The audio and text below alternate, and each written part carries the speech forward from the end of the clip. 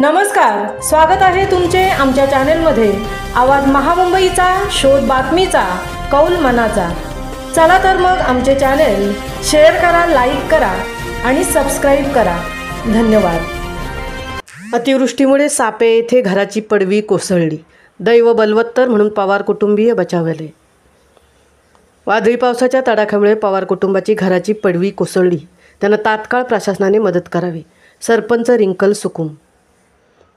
महाड तालुक्यातील ग्रामीण भागात काही दिवसांपासून मुसळधार पाऊस सुरू असून अतिवृष्टीमुळे सापे येथील सुनील सखाराम पवार यांच्या घराची पडवी कोसळून 24,000चे नुकसान झाल्याची माहिती ग्राम महसूल अधिकारी अस्मिता खेदू यांनी केलेल्या पंचनाम्यानुसार प्राप्त झाली आहे।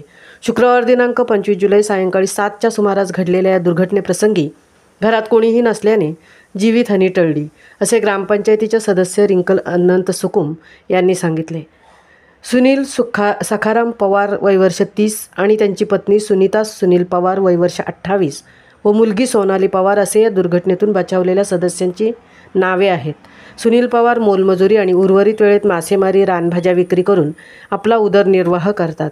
अचानक ओढावलेल्या या आपत्तीमुळे पवार कुटुंब खचले असून शासनाने त्यांना तात्काळ नुकसान भरपाई द्यावी अशी मागणी तेथील सरपंच रिंकल अनंत सुकुम यांनी केली आहे।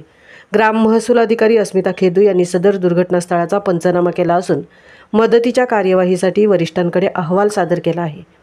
यावेळी ग्रामपंचायतीच्या सरपंच रिंकल अनंत सुकुम, ग्राम महसूल अधिकारी अस्मिता खेदू, पोलीस पाटील ज्ञानदेव सुकुम, ग्रामपंचायत सदस्य, कर्मचारी व ग्रामस्थ उपस्थित होते।